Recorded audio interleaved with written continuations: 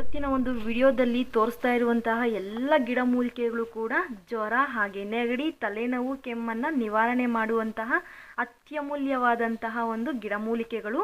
ಇದು ಬಂದು ನೆಲನೆಲ್ಲಿ. ಈ ನೆಲನೆಲ್ಲಿಯನ್ನು ತಗೊಂಬಂದು ತುಂಬನೇ ಜ್ವರ ಇದ್ದಾಗ ಕಷಾಯ ಮಾಡಿ ಸೇವನೆ ಮಾಡೋದ್ರಿಂದ ಜ್ವರ ನೆಗಡಿ ಕೆಮ್ಮು ತಲೆನೋವು ಎಲ್ಲ ಕೂಡ ಕಡಿಮೆ ಬೀಳುತ್ತೆ. ಯಾವುದೇ ರೀತಿ ಸೈಡ್ ಎಫೆಕ್ಟ್ ಇರೋದಿಲ್ಲ. ಜಾಂಡೀಸ್ಗಂತೂ ತುಂಬಾ ಒಳ್ಳೆ ಮನೆಮದ್ದು. ನೋಡಿ, ಇದು ಬಂದು ಕಾಡು ತುಳಸಿ.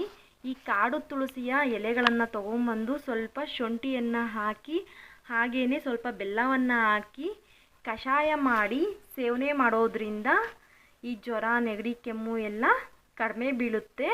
ಹಾಗೆಯೇ ಯಾವುದೇ ರೀತಿ ಸೈಡ್ ಎಫೆಕ್ಟ್ ಇರೋದಿಲ್ಲ. ನೋಡಿ, ಇದು ಬಂದು ಕುಕ್ಕೆ ಬಳ್ಳಿ. ಈ ಕುಕ್ಕೆ ಬಳ್ಳಿಯನ್ನು ಪೂರ್ತಿ ಒಂದು ಇಡೀ ಕಾಯಿ ಹಾಗೆಯೇ ಹೂವು ಈ ಬಳ್ಳಿ ಎಲ್ಲವನ್ನ ತೊಗೊಂಬಂದು ಒಂದು ಇಡೀ ಬಳ್ಳಿಯನ್ನು ತೊಗೊಂಬಂದು ಚೆನ್ನಾಗಿ ನೀರಲ್ಲಿ ತೊಳೆದು ಕಷಾಯ ಮಾಡಿ ಸೇವನೆ ಮಾಡೋದ್ರಿಂದ ಜ್ವರ ನೆಗಡಿ ಕೆಮ್ಮು ಹಾಗೆಯೇ ತಲೆನೋವು ಎಲ್ಲ ನಿವಾರಣೆ ಆಗುತ್ತೆ.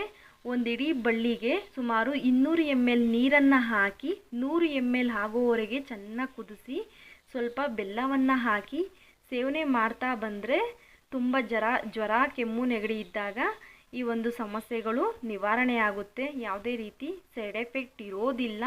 ನಾನು ಮತ್ತೊಂದು ವಿಡಿಯೋದಲ್ಲಿ ಯಾವ ರೀತಿ ಕಷಾಯ ಮಾಡ್ಬೋದು ಈ ಬಳ್ಳಿಯಿಂದ ಅಂತೇಳಿ ತಿಳಿಸ್ಕೊಡ್ತೀನಿ. ಈ ಗಿಡ ಬಂದು ದೊಡ್ಡ ಪತ್ರೆ. ತುಂಬಾ ನೆಗಡಿ ಕೆಮ್ಮು ತಲೆನೋವು ಜ್ವರ ಎಲ್ಲ ಇದೆ ಅಂತಂದಾಗ ಈ ಒಂದು ಎಲೆಗೆ ಉಪ್ಪನ್ನು ಹಾಕಿ ಕೂಡ ನೀವು ಸೇವನೆ ಮಾಡ್ಬೋದು ಅಥವಾ ಹಬೆ ಬೇಕಾದರೂ ಹಿಡಿಬೋದು.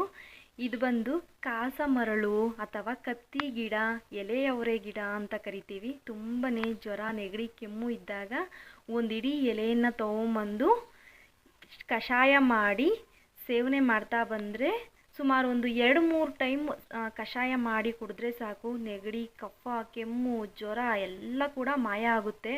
ಮಲೆನಾಡಲ್ಲಂತೂ ಅತ್ಯಮೂಲ್ಯವಾದಂತಹ ಒಂದು ಔಷಧಿಯ ಗಿಡ. ಹಾಗೆಯೇ ಅವ್ರದ್ದು ಒಳ್ಳೆ ಆಹಾರ ಕೂಡ ಈ ಕಾಸ ಮರಳು ಅಂತ ಏನು ಕರಿತೀವಿ ಕತ್ತಿ ಗಿಡ ಅಂತ.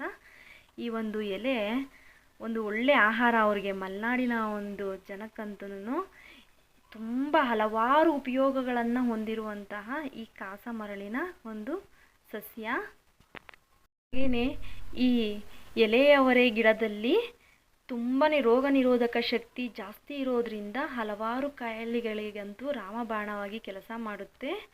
ಹಾಗೆಯೇ ಜ್ವರ ನೆಗಡಿ ಕೆಮ್ಮು ಕೂಡ ನಿವಾರಣೆ ಮಾಡುತ್ತೆ. ಯಾವುದೇ ರೀತಿ ಸೈಡ್ ಎಫೆಕ್ಟ್ ಇರೋದಿಲ್ಲ. ಸುಮ್ಮನೆ ಸ್ಮೆಲ್ ಹೊಡೆಯುತ್ತೆ ಅಷ್ಟೇ.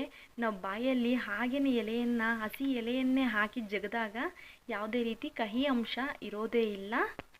ಇದು ನಾರಬಳ್ಳಿ ಅಥವಾ ದಗನೆ ಸೊಪ್ಪು ಅಂತ ಕರಿತೀವಿ. ತುಂಬ ಜ್ವರ ನೆಗಡಿ ಕೆಮ್ಮು ಇದ್ದಾಗ ಈ ಸೊಪ್ಪನ್ನು ತೊಗೊಂಬಂದು ನೀವು ಕಷಾಯ ಮಾಡಿ ಸೇವನೆ ಮಾಡ್ತಾ ಬಂದರೆ ಅಸ್ತಮ ಕೆಮ್ಮು ನೆಗಡಿ ಜ್ವರ ಎಲ್ಲ ಕೂಡ ಕಡಿಮೆ ಆಗುತ್ತೆ. ಹಾಗೆಯೇ ಈ ಸೊಪ್ಪು ಒಳ್ಳೆ ಆಹಾರ ಕೂಡ. ಈ ಬಾಣಂತಿಯರಿಗಂತೂ ಒಳ್ಳೆ ಆಹಾರ ಇದು. ಈ ಬಾಣಂತಿಯರ ದೇಹವನ್ನು ಬೆಚ್ಚಗಿಡುವಂತಹ ಕೆಲಸವನ್ನು ಈ ದಗನೆ ಸೊಪ್ಪು ಅಥವಾ ನಾರಬಳ್ಳಿ ಸೊಪ್ಪು ಈ ಒಂದು ಉತ್ತಮ ಮನೆಮದ್ದಾಗಿ ಇದು ಕಾರ್ಯನಿರ್ವಹಿಸುತ್ತೆ. ಹಾಗೆಯೇ ಈ ಗಿಡ ಬಂದು ಕಾಕಮಾಚಿ ಗಿಡ ಅಥವಾ ಕಾಶಿ ಗಿಡ ಕಾಕಿ ಹಣ್ಣಿನ ಗಿಡ ಅಂತ ಕೂಡ ಕರಿತೀವಿ. ತುಂಬಾ ನೆಗಡಿ ಕೆಮ್ಮು ಜ್ವರ ಇದ್ದಾಗ ಈ ಸೊಪ್ಪನ್ನು ತೊಗೊಂಬಂದು ಹಸಿಯಾದಂಥ ರಸವನ್ನು ಸುಮಾರು ಒಂದು 3 ಟೇಬಲ್ ಸ್ಪೂನಷ್ಟು ರಸವನ್ನು ತೆಗೆದು 2 ಟೇಬಲ್ ಸ್ಪೂನಷ್ಟು ಜೇನುತುಪ್ಪವನ್ನು ಮಿಶ್ರಣ ಮಾಡಿ ಒಂದು 2-3 ಬಾರಿ ಸೇವನೆ ಮಾಡ್ತಾ ಬಂದರೆ ಸಾಕು. ನೆಗಡಿ ಕೆಮ್ಮು ಜ್ವರ ಎಲ್ಲ ಕೂಡ ಮಾಯ ಆಗುತ್ತೆ. ಇಷ್ಟೇ ಅಲ್ಲ, ಹೊಟ್ಟೆಯಲ್ಲೇನಾದರೂ ಹುಣ್ಣುಗಳಾಗಿದ್ದರೆ ಅಥವಾ ಬಾಯಲ್ಲಿ ಹುಣ್ಣಾಗಿದ್ದರೆ ಈ ಕಾಕಮಾಚಿ ಹಣ್ಣಿನ ಗಿಡದ ಒಂದು ಎಲೆಗಳನ್ನು ಚೆನ್ನಾಗಿ ಜಜ್ಜಿ ರಸವನ್ನು ತೆಗೆದು ಮುಕ್ಕಳಿಸಿ ಉಗಿದ್ರೆ ಸಾಕು, ಹುಣ್ಣು ಕೂಡ ಮೇಲಾಗುತ್ತೆ. ಹಾಗೆಯೇ ಹೊಟ್ಟೆಗೆ ಆಹಾರವನ್ನಾಗಿ ಬಳಸೋದ್ರಿಂದ ಹೊಟ್ಟೆಯಲ್ಲಿರುವಂತಹ ಹುಣ್ಣು ಕೂಡ ವಾಸಿಯಾಗುತ್ತೆ. ಯಾವುದೇ ರೀತಿ ಸೈಡ್ ಎಫೆಕ್ಟ್ ಇರೋದಿಲ್ಲ. ಇದು ಹುಳಿ ಸೊಪ್ಪು ಅಂತ ಕರಿತೀವಿ. ತುಂಬ ನೆಗಡಿ ಕೆಮ್ಮು ಜ್ವರ ಇದ್ದಾಗ ಅಥವಾ ತಲೆನೋವಿದ್ದಾಗ ಈ ಹುಳಿ ಸೊಪ್ಪಿನ ಕಷಾಯವನ್ನು ಮಾಡಿ ಸೇವನೆ ಮಾಡೋದ್ರಿಂದ ಆದಷ್ಟು ಬೇಗನೆ ಕಡಿಮೆ ಆಗುತ್ತೆ. ಸಾಮಾನ್ಯವಾಗಿ ಪ್ರತಿಯೊಬ್ಬರಿಗೂ ಚಿರಪರಿಚಯ ಇರುವಂಥದ್ದು ಈ ಹುಳಿ ಸೊಪ್ಪು. ಆಹಾರವನ್ನಾಗಿ ಕೂಡ ನೀವು ಬಳಕೆ ಮಾಡ್ಬೋದು. ಯಾವುದೇ ರೀತಿ ಸೈಡ್ ಎಫೆಕ್ಟ್ ಇರೋದಿಲ್ಲ. ಇದು ನಾವು ಮನೆಯ ಅಂಗಳದಲ್ಲಿ ಬೆಳೆಸುವಂತಹ ತುಳಸಿ. ಪ್ರತಿಯೊಬ್ಬರು ಮನೆ ಅಂಗಳದಲ್ಲಿ ಬೆಳೆಸೇ ಇರ್ತೀರ.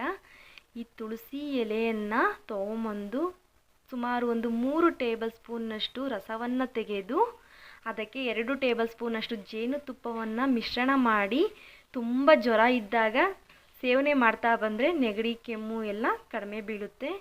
ಜ್ವರ ಕೆಮ್ಮು ನೆಗಡಿ ಇದ್ದಾಗ ಸುಮಾರು ದಿನಕ್ಕೆ 2 ಬಾರಿ ಸೇವನೆ ಮಾಡ್ತಾ ಬಂದರೆ ಆದಷ್ಟು ಬೇಗನೆ ಕಡಿಮೆ ಬೀಳುತ್ತೆ. ಯಾವುದೇ ರೀತಿ ಸೈಡ್ ಎಫೆಕ್ಟ್ ಇರೋದಿಲ್ಲ. ಹಾಗೆಯೇ ಕಷಾಯ ಮಾಡಿ ಕೂಡ ನೀವು ಸೇವನೆ ಮಾಡ್ಬೋದು.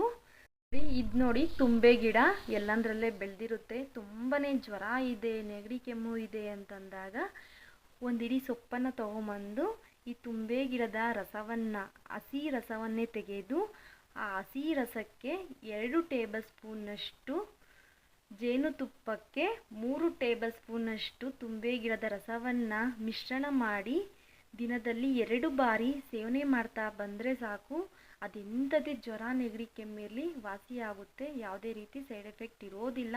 ಹಾಗೆಯೇ ತುಂಬಾ ಕೆಮ್ಮಿದೆ, ಕಫ ಇದೆ ಎದೆಯಲ್ಲಿ ಅಂದಾಗ ಒಂದು 5 ರಿಂದ 6 ತುಂಬೆ ಗಿಡದ ಹೂಗಳನ್ನು ಖಾಲಿ ಹೊಟ್ಟೆಯಲ್ಲಿ ಜಗಿದು ಹಾಗೆಯೇ ಸೇವನೆ ಮಾಡೋದ್ರಿಂದ ಅದೆಂಥ ಕಫ ಇದ್ದರೂ ಕೂಡ ಈಚೆ ಬಂದ್ಬಿಡುತ್ತೆ. ಯಾವುದೇ ರೀತಿ ಸೈಡ್ ಎಫೆಕ್ಟ್ ಇರೋದಿಲ್ಲ. ಇವತ್ತಿನ ಒಂದು ವಿಡಿಯೋದಲ್ಲಿ ತೋರಿಸಿರುವಂತಹ ಎಲ್ಲ ಗಿಡಮೂಲಿಕೆಗಳು ಕೂಡ ನೆಗಡಿ ಕೆಮ್ಮು ಜ್ವರಕ್ಕೆ ಒಳ್ಳೆಯ ಉತ್ತಮ ಮನೆಮದ್ದಾಗಿ ಕೆಲಸ ಮಾಡುತ್ತೆ. ಯಾವುದೇ ರೀತಿ ಸೈಡ್ ಎಫೆಕ್ಟ್ ಇರೋದಿಲ್ಲ. ಈ ಗಿಡಗಳಲ್ಲಿ ಯಾವುದಾದರೂ ಸರಿನೇ ನೀವು ಯಾವುದಾದರೂ ಒಂದು ಗಿಡದ ಒಂದು ಕಷಾಯವನ್ನೋ ರಸವನ್ನೋ ನೀವು ಉಪಯೋಗಿಸ್ಬೋದು. ಜ್ವರಕ್ಕೆ ಹಾಗೆ ಕೆಮ್ಮು ನೆಗಡಿಗೆ ಯಾವುದೇ ರೀತಿಯ ಸೈಡ್ ಎಫೆಕ್ಟ್ ಇರೋದಿಲ್ಲ. ಈ ಚಿಕ್ಕ ಮಾಹಿತಿಯನ್ನು ನಿಮ್ಮ ಫ್ರೆಂಡ್ಸ್ಗೂ ಶೇರ್ ಮಾಡಿ, ಹಾಗೆ ವಿಡಿಯೋಗೊಂದು ಲೈಕ್ ಮಾಡಿ, ನಿಮ್ಮ ಅಭಿಪ್ರಾಯಗಳನ್ನು ಕಮೆಂಟಲ್ಲಿ ತಿಳಿಸಿ. ಇನ್ನಷ್ಟು ಅಪ್ಡೇಟ್ಗಾಗಿ ಹಳ್ಳಿ ಮನೆ ಔಷಧಿ ಫೇಸ್ಬುಕ್ ಪೇಜನ್ನು ಫಾಲೋ ಮಾಡಿ, ಹಾಗೆಯೇ ಯೂಟ್ಯೂಬ್ ಚಾನಲನ್ನು ಕೂಡ ಸಬ್ಸ್ಕ್ರೈಬ್ ಮಾಡಿ. ನಿಮ್ಮ ಆರೋಗ್ಯದ ಕಡೆ ಗಮನ ಹರಿಸಿ. ಪ್ರತಿಯೊಬ್ಬರಿಗೂ ತುಂಬು ಹೃದಯದ ಧನ್ಯವಾದಗಳು.